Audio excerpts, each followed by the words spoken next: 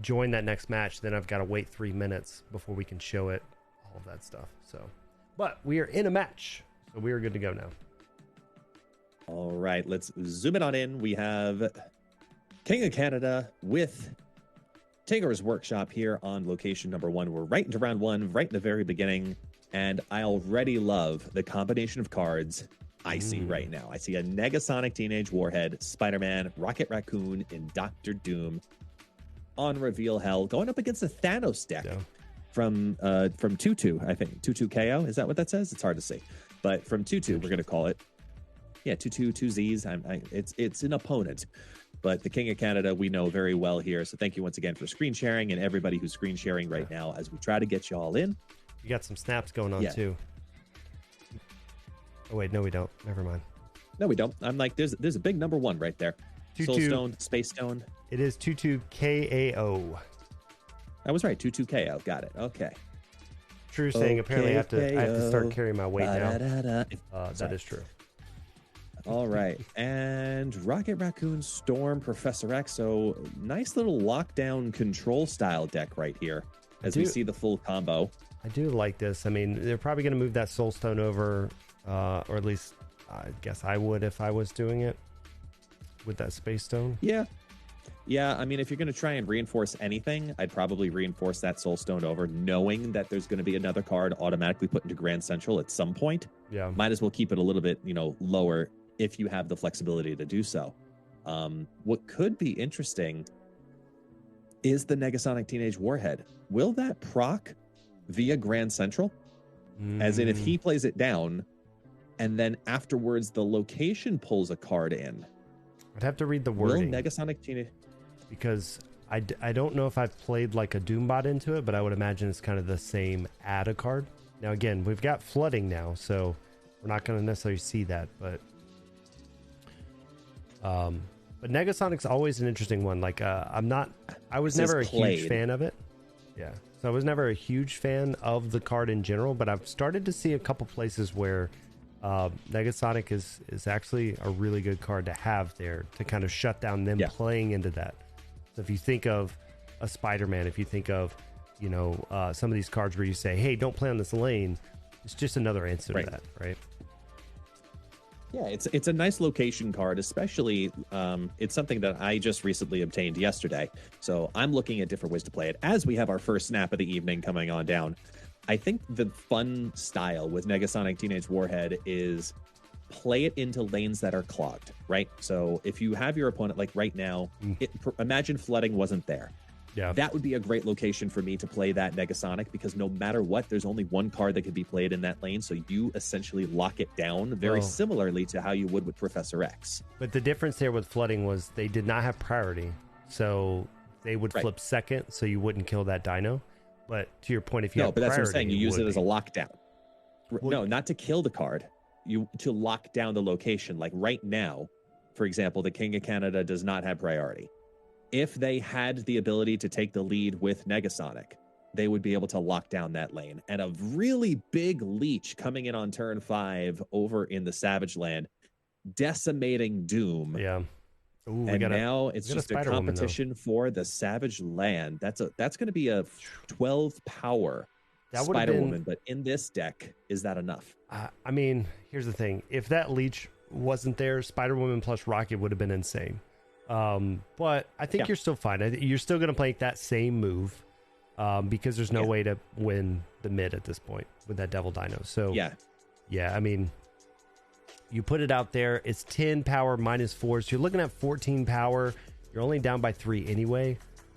I mean, Magneto. That's probably the worst thing they wanted to see coming down there, though. That not necessarily, because it's still gonna bring it close.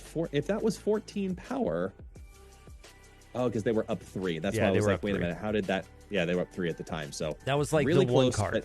It was the one card they didn't want to see was a 12 power, right? Anything else? Anything else? They had that Chavez, whatever, being your common, 6 drops, but that Magneto didn't pull over, so yeah. Atlantis could be really interesting too. I like the idea of if they can pull out that Devil Dino on the far end for 2/2. Holding on to that rogue for Yeah. Atlantis specifically could be big, because that would be a strategy I'm already looking at if I'm 2/2. Going, ooh, this is a card generation Thanos. Let me save my 17 power dino for this. So we'll see. We'll see if that pays off, because Strange Academy now actually kind of throws it off just a tad. With Strange Academy out there, the chance that something else could be thrown into Atlantis does make it a little weaker of a strategy. But if they continue to play in Titan by that Space Stone for the next 3 turns, that could be speaking very highly towards that strategy. So keep an eye on it, as they immediately decide that Strange Academy is not worth it. Ooh, no, they're going to kill Atlantis. I like that. All right, so we're getting just to throw it out there for anybody listening in and things like that. If you are over there and your person did not show up, as of now, we just got the alerts that the no-shows, the match has been awarded to the person that did check in, and the other person was a no-show.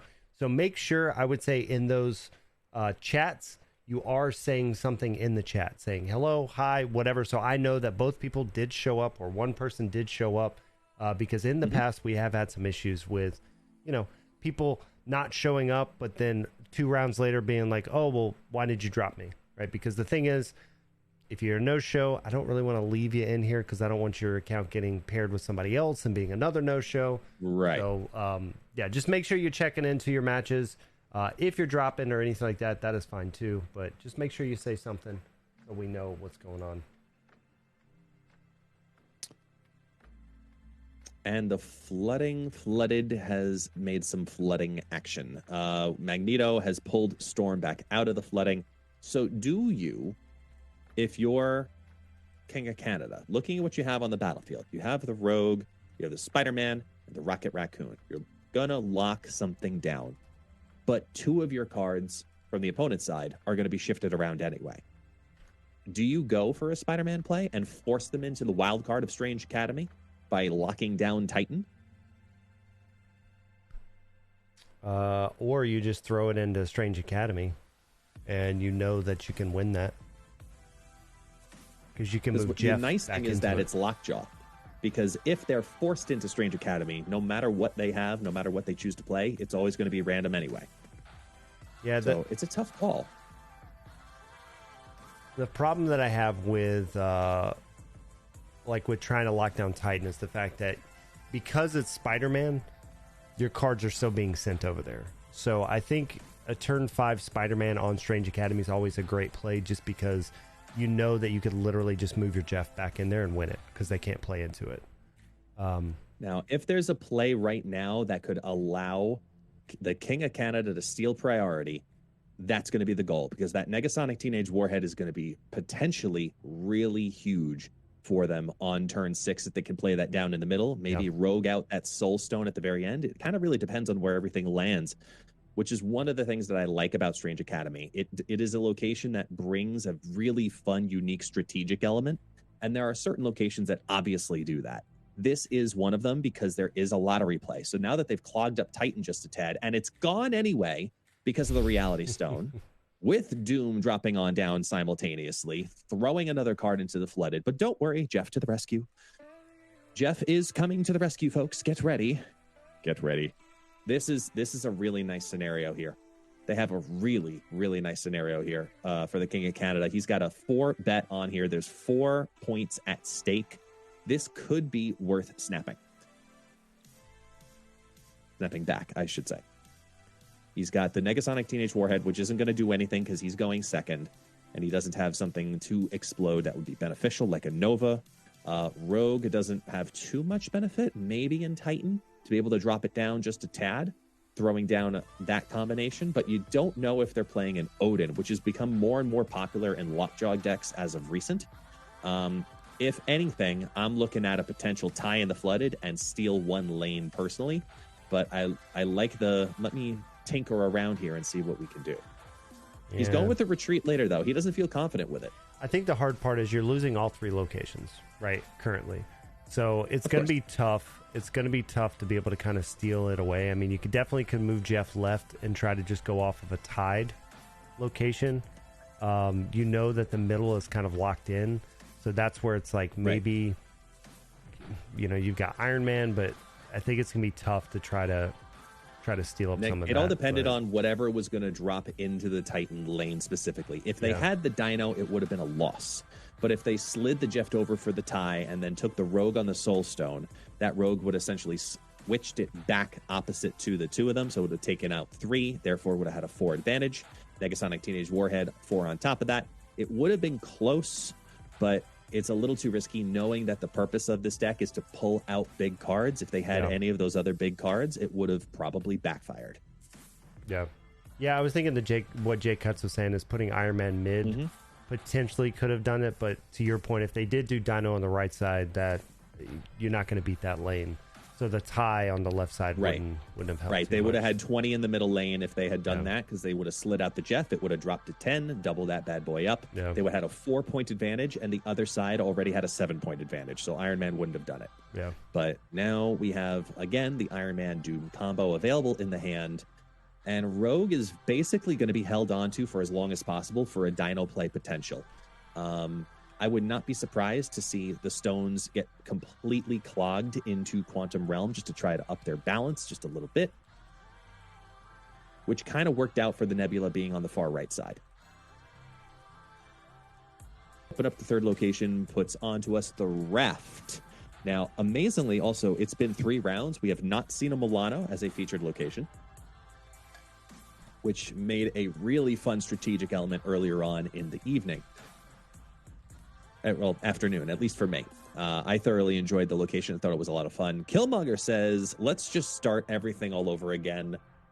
Finally puts down the Mind Stone, pulls the rest of the stones on out there, and Storm is taking advantage of it. Now, on turn 4, do you go for a lockdown? Oh, it doesn't matter. Los Diablos said, not today, and said, hey, you're going to be flooded. Never mind. Yeah. Feature location doesn't affect battle mode. It can still show up in battle mode, but it doesn't have the extra percentage That's of what I'm showing saying. up. Yeah. Yeah, I'm not saying that it's the 50% chance. I'm talking about it making an appearance. Yeah. Just because I'm talking about Milano, that it was a fun location. Yeah. So the other thing, just to throw out there, as far as entering scores at the end, it doesn't matter. For Wednesday Night Snap, just put a winner. You can put 1-0. You can put the cube amount. I don't care on this side because we're only doing 4 rounds. The way tiebreakers work, we're never going to hit that number. That's like the 3rd or 4th thing it uses for a tiebreaker. We're doing 4 rounds. Not going to matter. For the opens, it matters a little bit, but even then, it doesn't matter. So big piece right there. So 2-2 snapped before the very next turn. Right before that, they played the Mind Stone, so you knew that they grabbed 2 1-cost cards and that the Raft was going to go to them. If I were the King of Canada, that would have been an optimal time to retreat, in my opinion, specifically because you know that they're going to have the free 6-cost card and going into turn 4. They have the Spider-Man lockdown. They don't have a Doom lockdown. I'm sorry, a Professor X lockdown. They're just looking at, what is this 6-cost card and where is it going to drop? Yeah, I'm really curious about the early Spider-Mans. There's a lot of early Spider-Mans happening on turn 4 rather than 5. I guess he's doing this one as a raccoon boost up. Yeah. I mean, it's still not perfect, right? Because they can still just move something off of right lane. They're probably not going to, but they could still move something off right lane, play into right lane because of that Space Stone. But it's a smart move to have Rocket there. So I didn't really see that for a minute. Arrow doesn't move anything over. Iron Lad takes on the Negasonic Teenage Warhead, so that pays off brilliantly for him and actually locks down. That is exactly what I was talking about earlier. It doesn't, though, because now they play a card and it kills your Iron Lad.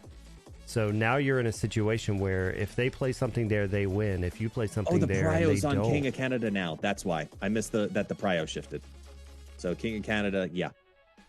So they're kind of like at this point, you have to write off that location, which makes it way more difficult. I mean, you could definitely Negasonic on the left side to make sure you win that one. Does bring it to be a tie.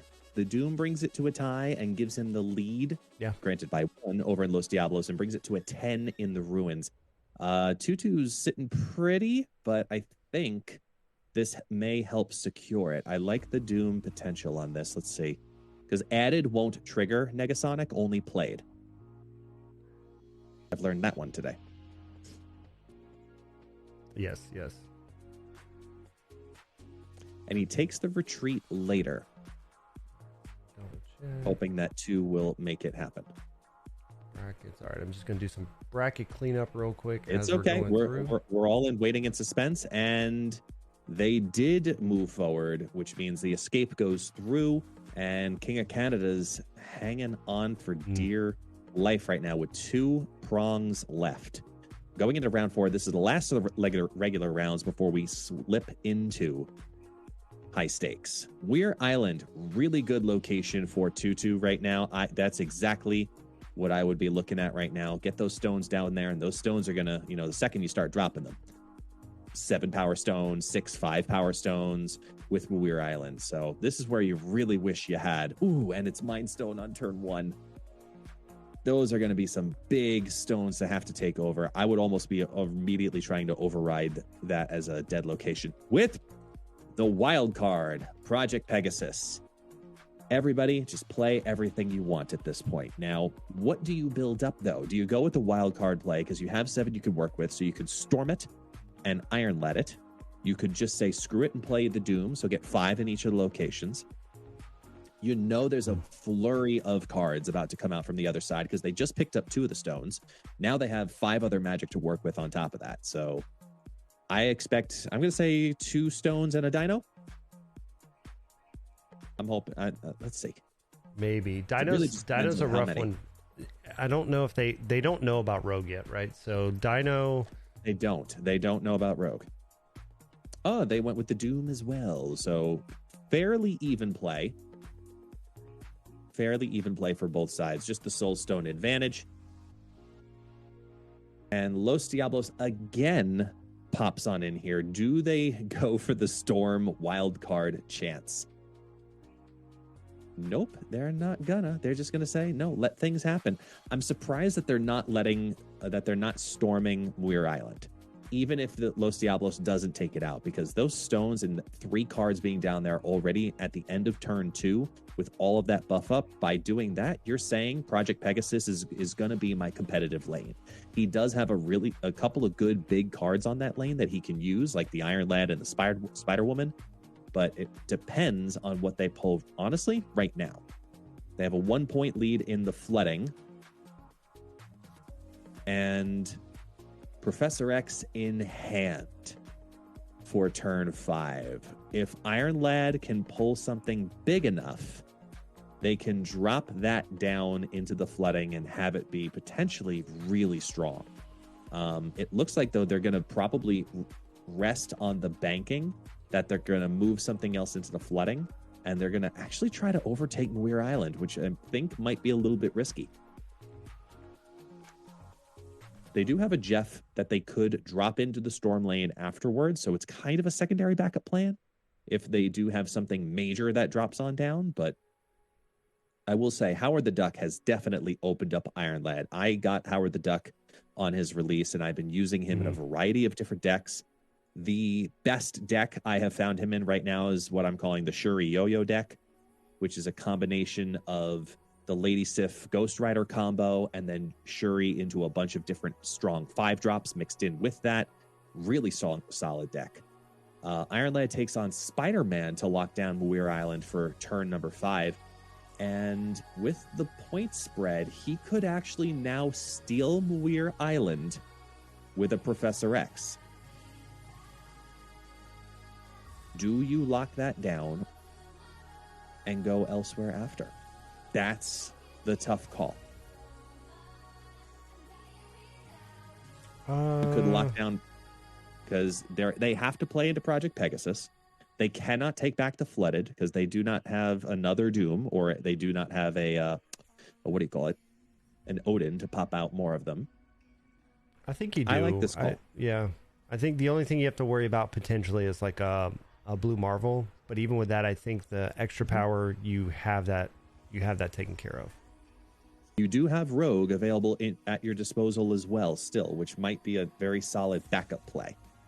Because this is going to take you to 15, and their Blue Marvel would take them to 14. So, yeah, I think that's the right call. Devil Dino, the big boy comes on out now. Go. Unfortunately, we have that big, shiny purple stone resting in Project Pegasus. So you got a 50-50 shot. You're on the ropes either way. You got a 50-50 shot at stealing that Devil Dino. It's all or nothing, and it all comes down to Devil Dino? No, the stone. It takes the powers. It takes the stone. And with that said, there's the GGs, and it has been defeated. Right. Hey. Good matches. That was a good match. We only had 3 no-shows.